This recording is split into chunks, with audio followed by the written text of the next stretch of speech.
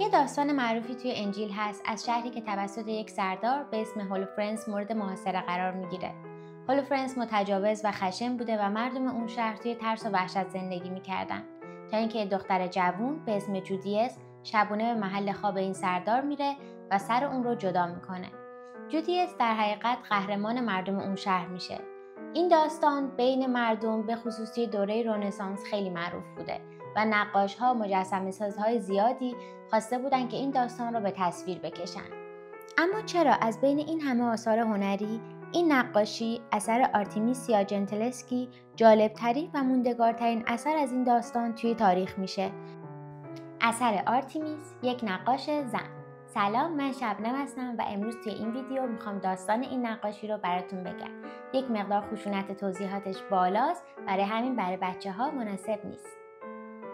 توی اوج دوران هنری اروپا که بین سالهای 1400 تا 1900 بوده، زنها تقریباً از همه منابع فرهنگی اجتماعی محروم بودند و هنرهای بصری مثل نقاشی، مجسمه سازی یه رشته کاملا مردونه محسوب می شده و زنها فرصت این که خودشون رو توی این رشته ارتقا بدن، آموزش ببینن رو نداشتن.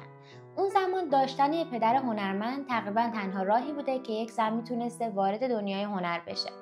و پدر آرتیمیس هم نقاش معروفی بوده که استعداد دخترش رو از همون کودکی کشف میکنه و بهش کمک میکنه که آموزش ببینه. وقتی آرتیمیس بزرگتر میشه، پدرش براش یک استاد استخدام میکنه. اسم این استاد آگوستینو تاسی بوده. اما پدر بیخبر بوده از اینکه آگوستینو تاسی یک استاد متجاوز بوده که متاسفانه توی سن 17 سالگی به آرتیمیس تجاوز میکنه.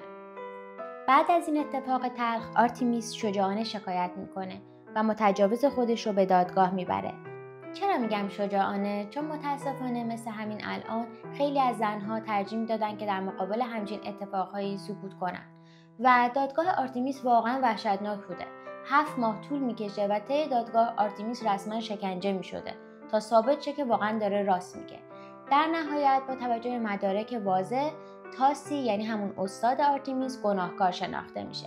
اما به خاطر اینکه با پاپ اون دوره دوست بوده، با پارتی بازی حکمش هیچ وقت اجرا نمیشه. تصور کنید دختری که آرزوهای بزرگی داشته و تو اول راه پیشرفتش بوده، حالا با این ضربه بزرگ روحی و این دادخواهی که به انجام نرسیده، توی جامعه‌ای رها شده که آبرو براش همه چیزه و به جای اینکه متجاوز سرزنش بشه، قربانی انگشت نما میشه به عنوان دختری که آبروش رفته. اما آرتیمیس دختر فوق‌العاده شجاع و خاصی بوده که تصمیم میگیره با هنرش انتقام بگیره و نقاشی که بعد از این ماجرا میکشه تبدیل میشه به یکی از معروف‌ترین شاهکارهای تاریخ هنر. حالا ماجرای این نقاشی چیه؟ یادتونه اول ویدیو یه داستان از انجیل گفتم به اسم جودیس و هولوفرنس و گفتم که نقاش‌های خیلی زیادی این داستان رو به تصویر کشیدن که شاید اسم بعضیاشون رو بدونید، میکلانج، بوتچلی و خیلیای دیگه. و انتخاب اکثر این هنرمندا این بوده که بیان صحنه بعد از قتل رو نشون بدن، یعنی موقعی که جودیس سر سردار متجاوز رو توی دستش داره.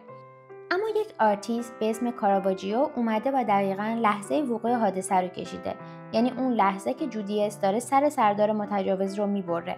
آرتیمیس با این داستان و این نقاشی کاراواجیو ارتباط خیلی خاصی میگیره، به خاطر اینکه یک سری شباهت بین کاراکتر خودش و کاراکتر جودیس داستان پیدا میکنه و این باعث میشه تصمیم بگیره این نقاشی رو بازکشی کنه با الهام از کاراواجیو.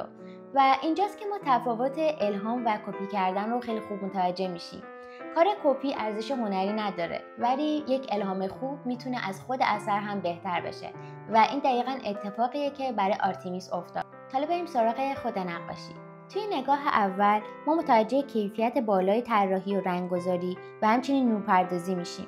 آرتیمیس اومده با تاریک کردن پشت صحنه همه تمرکز ما رو به سمت خود داستان جلب کرده. اینجوری حواس مخاطب پرت نمیشه و فقط به سمت داستان اصلی میره. یه لحظه به این کار نگاه کنید.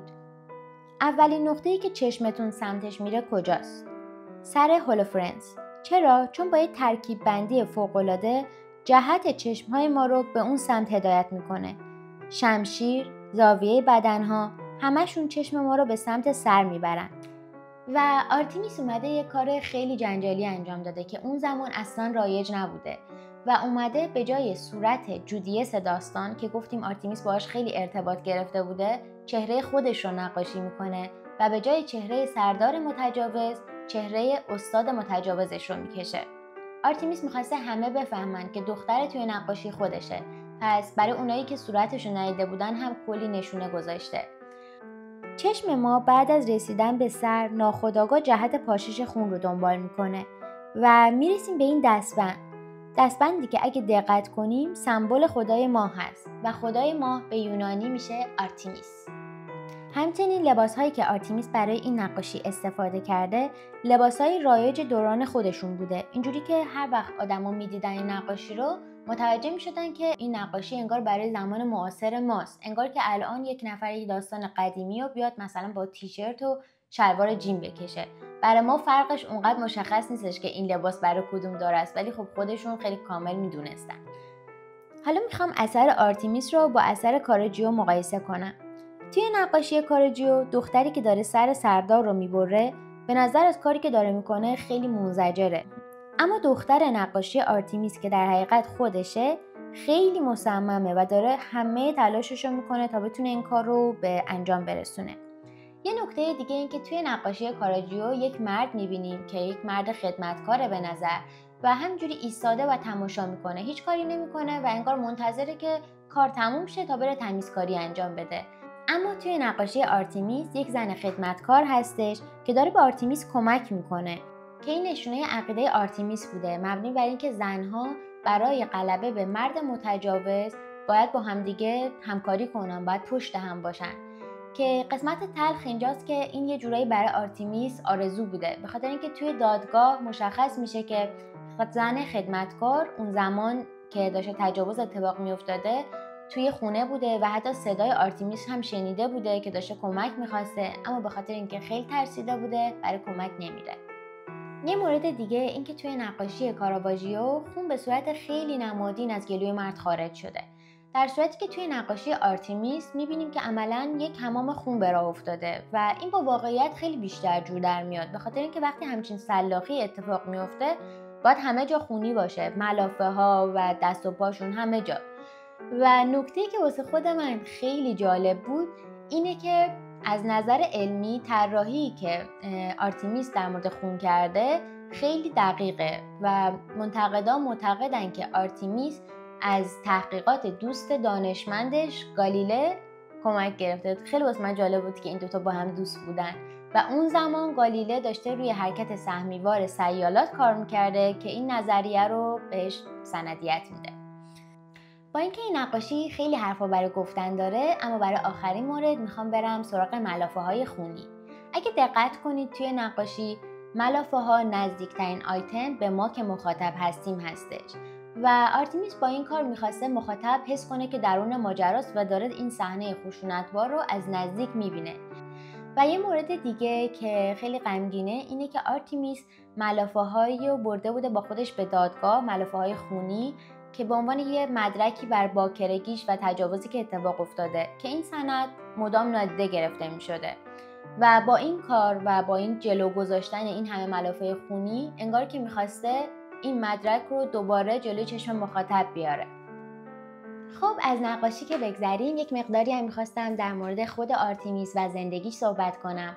جالبه بدونید آرتیمیس بعد از این اتفاق ازدواج میکنه و به مدت 40 سال فعالیت حرفه‌ای هنری خودش رو ادامه میده و آثار خیلی معروفی رو طراحی میکنه، به شهرت خیلی خوبی میرسه، به طوری که اون زمان مورد توجه پادشاه وقت انگلیس، اسپانیا و کلی از خانواده‌های معروف هنردوست قرار میگیره که بهش سفارش‌های بزرگی دادن. و اینکه آرتیمیس اولین زنی بوده که وارد آکادمی فلورانس شده، یعنی قبول شده اونجا و قبول شدن توی آکادمی فقط به این معنی نبوده که حالا میتونسته آموزش ببینه و مثلا هنرش رو ارتقا بده، بلکه به این معنی بوده که آرتیمیس میتونسته از اون به بعد بره قلممون، رنگ، بوم، هر چیزی که لازم داره رو خودش بدون حضور یک مرد بخره یا که قرارداداشو به اسم خودش امضا کنه. و این واسه من خیلی تلخه که زنها توی طول تاریخ برای چه حقوق اولیه جنگیدن و همچنان دارن میجنگن.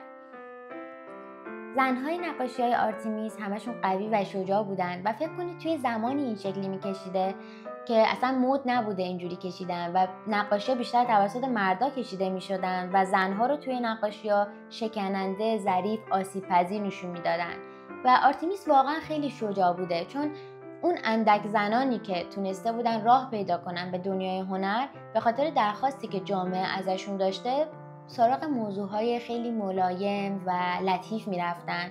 اما آرتمیس این تابو رو میشکنه و موضوعاتی که واقعا خودش دوست داشته رو روشون کار میکنه. حالا تمام این موفقیت‌ها، مبارزات، داستان‌هایی که آرتمیس از سر گذرونده رو در نظر بگیرید. خیلی ناراحت کننده است که بدونید اسم آرتمیس به مدت 350 سال از توی تاریخ حذف میشه. چرا؟ چون زن بوده. در حقیقت توی قرن 18 یک شاخه ادبی به وجود میاد به اسم نقد هنر که شامل منتقدان مردی بوده که از هنر مردان برای مردان مینوشتن و باور نداشتن که یک سری آثار فاخر مثل همین کار آرتمیس متعلق به نقاش زن باشه. و توی اون دوران متاسفانه خیلی از کارهای مجسمه سازان، نقاشان و در کل هنرهای بصری زنان به اسم مردان ثبت میشه، چون جامعه باور نداشته که زنان بتونن همچین کیفیت بالایی رو تولید کنن. تا اینکه توی سال 1970 از یه جنبش فمینیستی یه شاخه به وجود میاد به اسم نقد هنر زنها و اونجا بود که اسم آرتمیس و خیلی از آرتیست‌های زن دیگه از دل تاریخ بیرون کشیده میشه.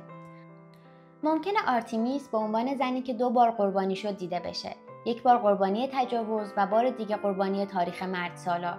اما حقیقت اینه که آرتمیس توی زندگیش ابداً قربانی نبوده، بلکه قهرمان زنان قوی بوده، هنرمند فمینیستی که جلوتر از زمان خودش بوده و داستانش هنوز بعد از 400 سال خیلی جذابه.